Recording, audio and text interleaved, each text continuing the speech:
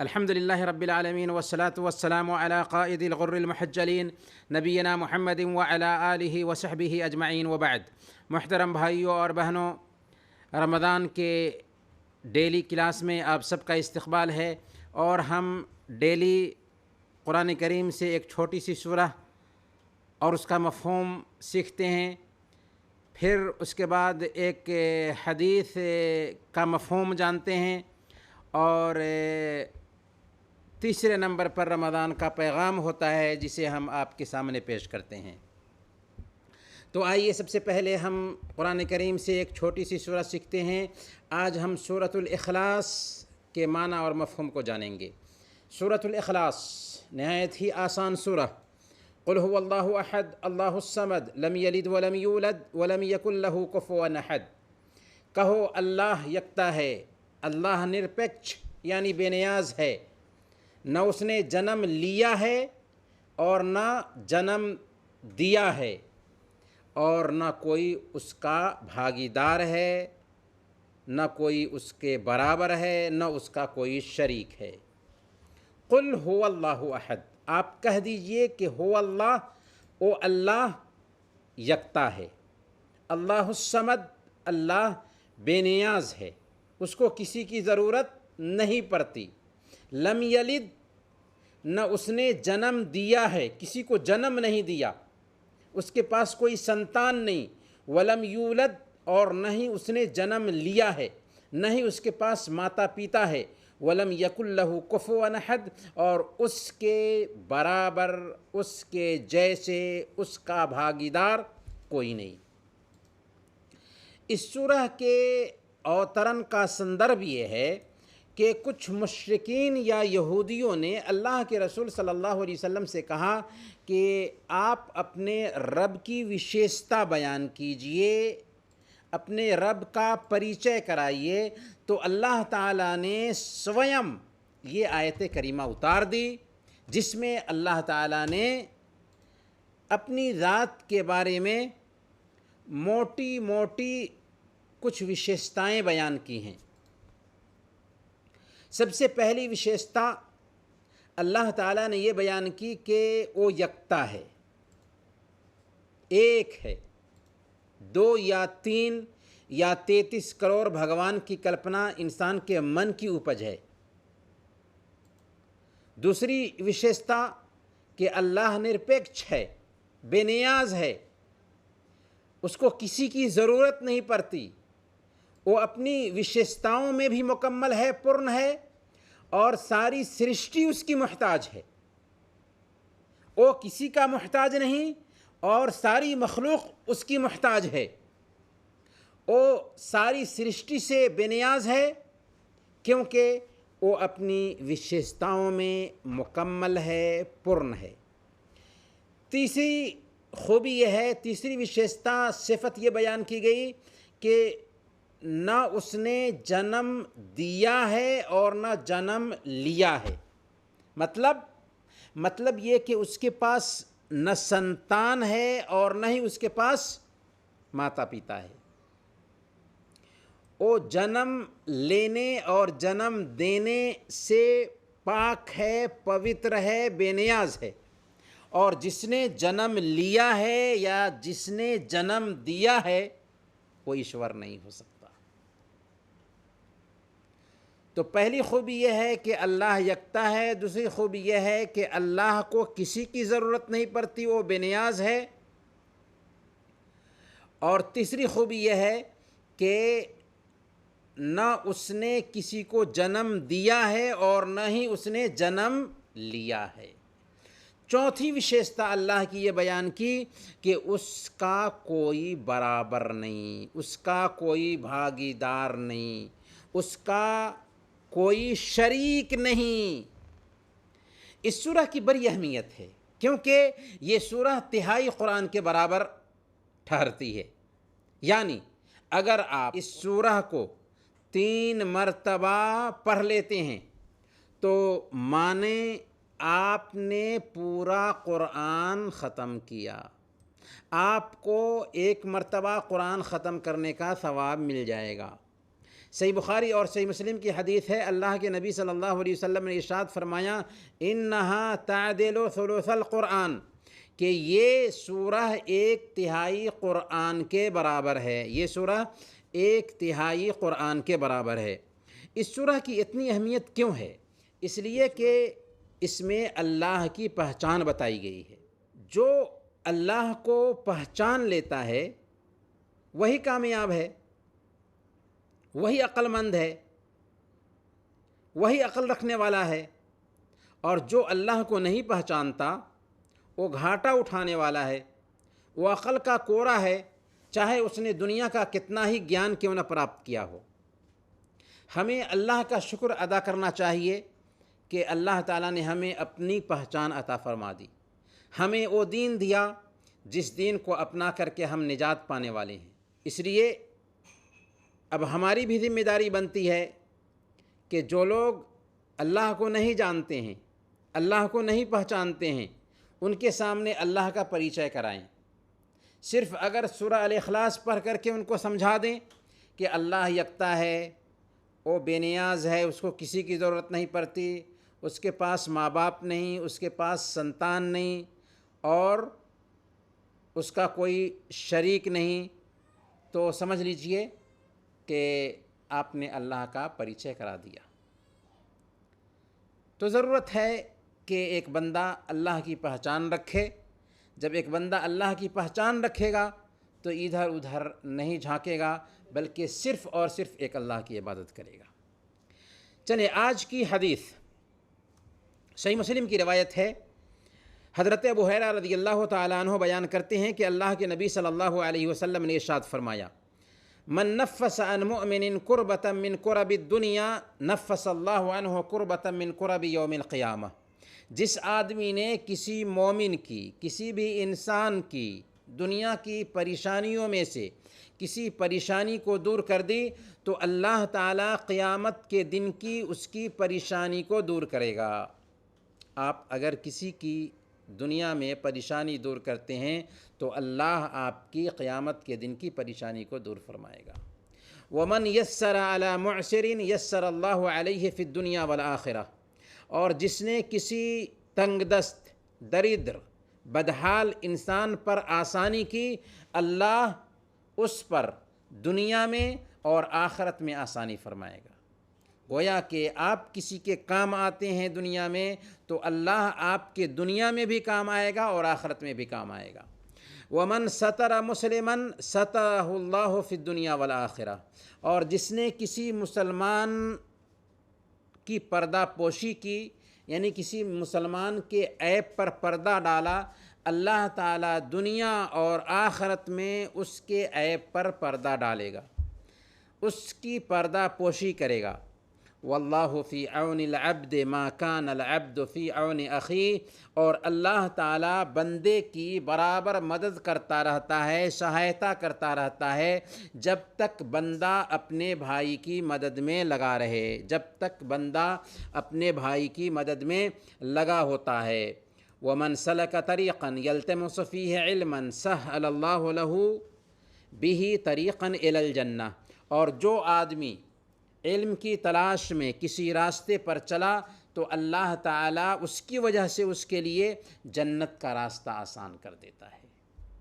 آگے اللہ کے نبی صلی اللہ علیہ وسلم فرماتے ہیں کہ وَمَا اجْتَمَعَ قَوْمٌ فِي بَيْتٍ مِّن بُيُوتِ اللَّهِ يَتْلُونَ كِتَابَ اللَّهِ وَيَتَدَارَسُونَهُ بَيْنَهُمْ إِلَّا نَزَلَتْ عَلَيْهِمُ السَّكِينَةُ وَغَشِيَتْهُمُ الرَّحْمَةُ وَحَفَّتْهُمُ الْمَلَائِكَةُ وَذَكَرَهُمُ اللَّهُ فِي مَنْ عِنْدَهُ، کہ جو قوم اللہ کے کسی گھر میں جمع ہو کر اللہ کی کتاب کی تلاوت کرتی ہے اور اسے یعنی اللہ کی کتاب کو پڑھتی ہے تو الا نزلت علیہم السکینہ، تو ان پر سکون اترتا ہے، ان پر سکینت نازل ہوتی ہے۔ وغشیتہم الرحمہ، ان کو اللہ کی رحمت ڈھانپ لیتی ہے۔ وحفتہم الملائکہ، اور فرشتے ان کو گھیر لیتے ہیں۔ وذکرہم اللہ فی من عندہ، اور اللہ تعالیٰ اپنے قریبی فرشتوں کے پاس ان کا ذکر فرماتا ہے۔ آگے اللہ کے نبی صلی اللہ علیہ وسلم فرماتے ہیں ومن بطأ به عمله لم يسرع به نسبه، جس کا عمل اسے پیچھے کر دے، اس کا نسب، اس کا ونش، اس کا خاندان اسے آگے نہیں لے جا سکتا۔ بہت ہی پیاری حدیث ہے، حدیث ذرا لمبی ہے لیکن بہت ہی میسیج ہے اس حدیث میں۔ اس حدیث میں بہت سارا میسیج ملتا ہے۔ سب سے پہلے جو آدمی کسی مسلمان بھائی کی مصیبت کو دور کرتا ہے یا اس کی کسی پریشانی کو آسان کرتا ہے یا اس کی کسی غلطی پر پردہ ڈالتا ہے تو اللہ تعالیٰ اس کے عمل کے جیسے دنیا میں بھی اور آخرت میں بھی اس کو عطا فرماتا ہے۔ تو اگر ہم کسی کے کام آتے ہیں تو اللہ تعالیٰ ہمارے کام آتا ہے۔ اور جب ایک بندہ کسی بھی مسلمان بھائی کی مشکل دور کرتا ہے اور اس کے کسی کام میں ساتھ دیتا ہے، اس کی مدد کرتا ہے، تو اللہ بھی دنیا اور آخرت میں اس کو عجیب طریقے سے توفیق سے نوازتا ہے اور اس طریقے سے اس کی مدد کرتا ہے۔ المعجم الطبرانی کی روایت ہے، اللہ کے نبی صلی اللہ علیہ وسلم نے بہت ہی پیارے انداز میں فرمایا کہ کون انسان سب سے بہتر انسان ہے۔ آپ نے فرمایا احب الناس الی اللہ انفعہم للناس، لوگوں میں سب سے بہتر انسان وہ ہے جو دوسرے انسانوں کو سب سے زیادہ فائدہ پہنچانے والا ہو، جس کی ذات سے سب سے زیادہ دوسروں کو فائدہ پہنچے، وہ سب سے بہتر انسان ہے۔ وَأَحَبُّ الْأَعْمَالِ إِلَى اللَّهِ سُرُورٌ تُدْخِلُهُ عَلَى مُسْلِمٍ، اور سب سے بہتر عمل اللہ رب العالمین کے پاس یہ ہے کہ تم کسی مسلمان کے دل میں خوشی پہنچا دو، او تکشف عنہ کربتاً، یا اس کی پریشانی کو دور فرما دو، او تقضی عنہ دینا، یا اس کے قرض کو چکا دو، او تطرد عنہ جوعا، یا اس کی بھوک کو مٹا دو۔ وَلَأَنْ أَمْشِي مَا أَخٍ لِي فِي حَاجَةٍ أَحَبُّ إِلَيَّ مِنْ أَنْ أَعْتَكِفَ فِي هَذَا الْمَسْجِدِ، یعنی مسجد المدینۃ الشہراء، میں اپنے بھائی کے ساتھ اس کے کسی کام میں چل کر کے جاؤں اور اس کا کام کرا دوں،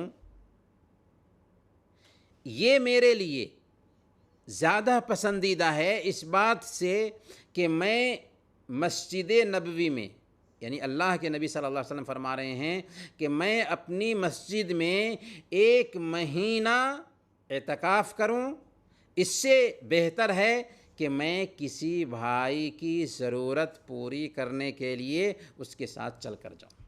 اسی طرح جو آدمی علم سیکھنے کے لیے چلتا ہے تو اللہ تعالیٰ اسے جنت کا راستہ عطا فرماتا ہے۔ کون سا علم؟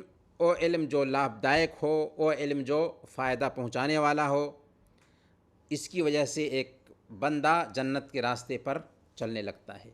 بلکہ حدیث میں تو یہ فرمایا گیا کہ دین کا علم حاصل کرنے والوں کے راستے میں فرشتے اپنا پر بچھا دیتے ہیں۔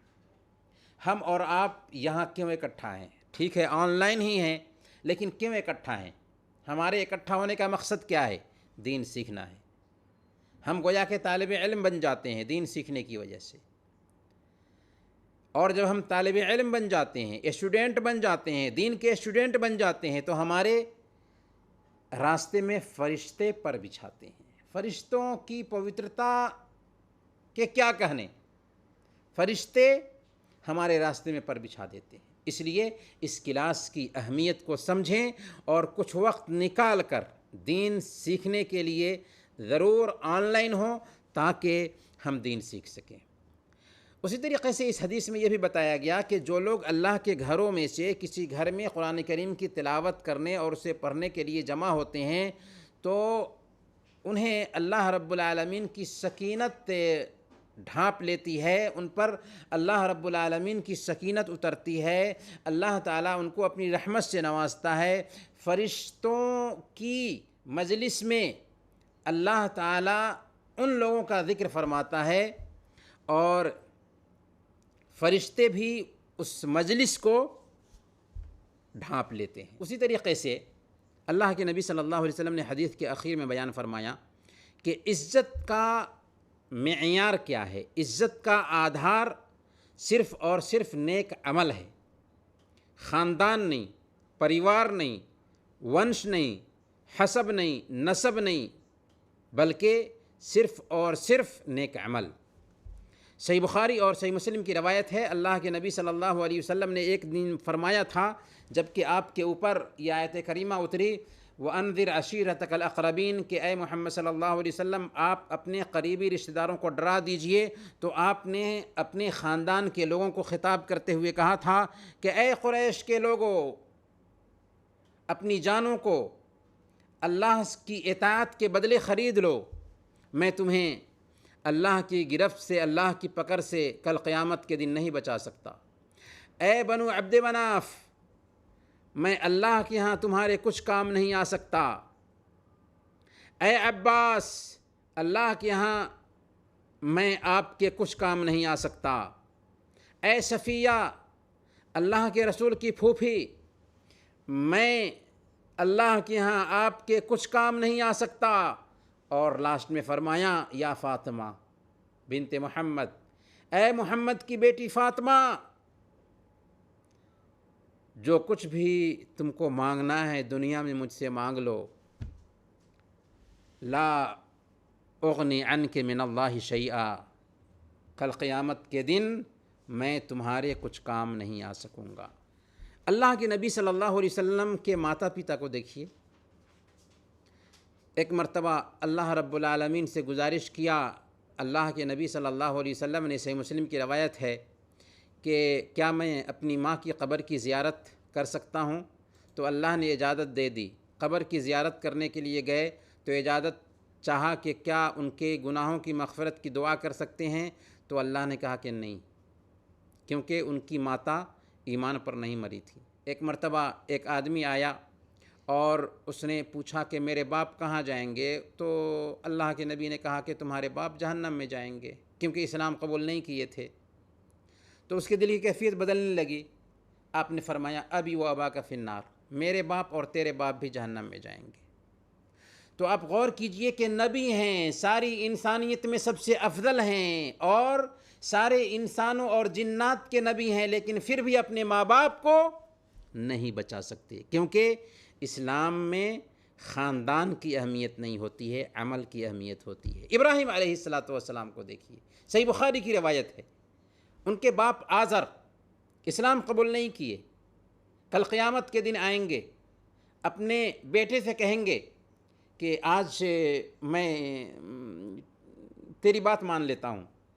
ابراہیم علیہ السلام کہیں کہ میں نے تو یہی بات کہی تھی آپ کو، لیکن آپ نے میری بات کی طرف دھیان نہیں دیا۔ اب پھر بھی جذبات سے غالب ہو کر ابراہیم علیہ السلام اللہ سے بات کریں گے۔ اللہ کہے گا کہ میں نے کافروں پر جنت کو حرام ٹھہرایا ہے۔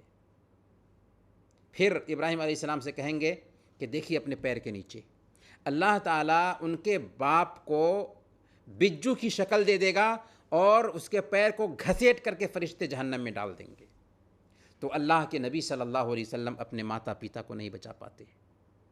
اللہ کے نبی حضرت ابراہیم علیہ السلام اپنے باپ کو نہیں بچا پاتے۔ کیوں؟ اس لیے کہ اسلام میں ونش کی کوئی اہمیت نہیں، خاندان کی کوئی اہمیت نہیں، اہمیت ہے تو عمل کی۔ اللہ کا شکر ہے کہ اللہ نے ہمیں یہ دین دیا۔ پیارے بھائیوں اور بہنوں، آج کی اس سبھا میں ہم سب سے اخیر میں روزہ کا فلسفہ جانیں گے۔ اس سندربھ میں ہم روزہ کے بہت سارے آدھیاتمک، ساماجک، شاریرک، مانسک اور نیتک فائدے آپ کے سامنے رکھیں گے انشاءاللہ۔ سب سے پہلے آدھیاتمک اور روحانی فائدہ۔ روزہ اپنی جگہ پر ایک سندیش اور دعوت ہے۔ روزے کا ادیش اللہ تعالیٰ نے سورہ بقرہ آیت نمبر 183 میں بیان فرمایا، یا ایھا الذین آمنوا کتب علیکم الصیام کما کتب علی الذین من قبلکم لعلکم تتقون۔ اے ایمان والو، تم پر روزے فرض کیے گئے جس طرح تم سے پہلے لوگوں پر فرض کیے گئے تھے۔ مقصد کیا ہے؟ تاکہ تمہارے اندر تقوی آ جائے، اللہ کا ڈر پیدا ہو جائے، گویا روزہ کیول فجر اودے سے سورج ڈوبنے تک کھانے پینے اور شہوت کو چھوڑ دینے کا نام نہیں ہے، بلکہ روزہ ایک انسان کو آئیڈیل انسان بناتا ہے، جس کے اندر زندگی کے مقصد کا احساس ہو، اللہ کے آدیشوں کی پابندی کا جذبہ پایا جائے اور ساری مخلوق کے ساتھ ہمدردی اور سہانوبھوتی کا احساس پایا جائے اس کے اندر۔ چنانچہ روزہ کی حالت میں ہم دیکھتے بھی ہیں کہ ایک آدمی سخت بھوک اور پیاس کی حالت میں ہوتا ہے، اکیلے میں اس کے لیے کھا پی لینا بہت آسان ہوتا ہے، لیکن وہ نہیں کھاتا پیتا۔ کیوں؟ اس لیے کہ اسے اللہ کی نگرانی کا احساس ہے، اسے یقین ہے کہ کوئی تو نہیں دیکھ رہا ہے لیکن اللہ رب العالمین ہمیں دیکھ رہا ہے، اس کی نگرانی میں ہم ہیں۔ چنانچہ 1 مہینہ وہ یہ ٹریننگ حاصل کرتا ہے، وہ سیکھتا ہے کہ ہمارے اوپر اللہ رب العالمین کی نگرانی ہے، کوئی تو نہیں دیکھ رہا لیکن اللہ دیکھ رہا ہے۔ اگلے 11 مہینے کے لیے دراصل اس کو یہ ٹریننگ دی جاتی ہے تاکہ وہ اللہ کی نافرمانی سے بچتا رہے۔ ظاہر سی بات ہے کہ جب اس نے اپنے آپ کو حلال چیزوں سے ایک وقت تک روکے رکھا تو اب 11 مہینوں میں حرام کام کیسے کر سکتا ہے؟ دوسرے نمبر پر روزہ اللہ کے اپکاروں کو یاد دلاتا ہے اور اللہ کی نعمتوں کا شکریہ ادا کرنا سکھاتا ہے، کیونکہ ایک آدمی جب ایک نردھارت سمے سے نردھارت سمے تک کھان پان اور بیوی کے ساتھ تعلق سے اپنے آپ کو روک لیتا ہے، پھر اس کے بعد وہی چیز اس کو ملتی ہے تو اس کی طرف اس کی اچھا بڑھ گئی تھی۔ اب جب چاہت کے بعد کوئی چیز ایک انسان کو ملتی ہے تو اس وقت وہ اللہ کا شکر بجا لاتا ہے، اللہ کی تعریف کرتا ہے اور اس طریقے سے اس کو نعمت کی اہمیت معلوم ہو پاتی ہے۔ تیسرے نمبر پر روزہ ایک انسان کے اندر اپنے آپ کو کنٹرول میں رکھنے کا جذبہ پیدا کرتا ہے، کیونکہ انسان کے اندر 2 خواہشیں ایسی ہیں کہ اگر ان پر کنٹرول نہ ہو تو ایک انسان جانور کی شکل اختیار کر لے گا۔ اور وہ 2 خواہشیں کون کون سی ہیں؟ ایک ہے کھانے پینے کی خواہش اور دوسری یون اچھا، شہوت۔ روزہ کے ذریعہ ان دونوں خواہشوں پر لگام لگتا ہے، کیونکہ پیٹ بھرنے پر خواہش جاگ اٹھتی ہے، لیکن جب پیٹ خالی ہوتا ہے تو یون اچھا کمزور پڑ جاتی ہے۔ اور جو آدمی اپنی ان دونوں اچھاؤں پر کنٹرول کر لیتا ہے اس کا نفس مکمل طریقے سے اس کے قابو میں آ جاتا ہے، پھر اس کے لیے زندگی کے سارے وبھاگ میں اللہ تعالیٰ کا انوسرن کرنا بہت آسان ہو جاتا ہے۔ اسی لیے اللہ کے نبی صلی اللہ علیہ وسلم نے بیان فرمایا، نرویج کی ایک کمیٹی ہے، اس نے کھوج کی اور کھوج کے ذریعہ یہ اسپشٹ کیا، ایک واضح کیا کہ روزہ جوڑوں کے درد اور جلن کے لیے سب سے بہتر علاج ہے۔ شرط یہ ہے کہ مسلسل 4 ہفتوں تک رکھا جائے، اور ظاہر ہے کہ اسلامی روزے کی مدت 4 ہفتے ہی ہوتی ہے۔ پروفیسر بلوی اپنی کتاب صحت کے لیے روزہ، اس کتاب میں لکھتے ہیں کہ ہر آدمی خاص طور پر بڑے شہروں میں رہنے والوں کے لیے ضروری ہے کہ وہ سال میں 3-4 ہفتہ کے لیے خود کو کھانے پینے سے روک کر روزہ رکھیں تاکہ پوری زندگی مکمل صحت سے لابھانوت ہو سکیں۔ آکسفورڈ یونیورسٹی کے ایک پروفیسر ڈاکٹر مورپالڈ کہتے ہیں کہ میں نے اسلامی شکچھاؤں کا اسٹڈی کیا اور جب روزہ کے فارمولہ پر پہنچا تو چونک پڑا کہ اسلام نے اپنے ماننے والوں کو اتنا اچھا فارمولہ دیا ہے، اگر اسلام اپنے ماننے والوں کو اور کچھ نہ دیتا تو صرف یہی روزہ کا فارمولہ ان کے لیے کافی تھا۔ مطلب صاف ہے کہ غیر مسلموں نے بھی روزہ کے جسمانی فائدے کا اقرار کیا کہ واقعی اسلام میں روزہ کا جو فارمولہ ہے بہت ہی اچھا فارمولہ ہے، اس سے جسمانی فائدہ ہوتا ہے، حالانکہ ہم جسمانی فائدہ کے لیے روزہ نہیں رکھتے۔ اب آئیے ہم روزہ کے نیتک اور اخلاقی فائدہ کو جانتے ہیں۔ روزہ ایک آدمی میں اچھے اخلاق پیدا کرتا ہے اور برے اخلاق جیسے کنجوسی، گھمنڈ، غصہ اور اس کے جیسی دوسری عادتوں سے نجات دلاتا ہے۔ اسی طرح روزہ ایک انسان میں صبر، سہنشیلتا اور سہانوبھوتی کا جذبہ پیدا کرتا ہے، کیونکہ ایک آدمی جب بھوک کی پیڑا کا تجربہ کرتا ہے تو اس کے دل میں ان لوگوں کے پرتی سہانوبھوتی پیدا ہوتی ہے جو ڈیلی یا ہفتے میں یا مہینے میں اس طرح کی تکلیف کا سامنا کرتے ہیں۔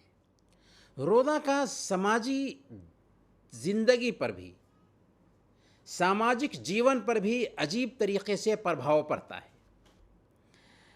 سال کے خاص مہینے میں ہر مسلمان کا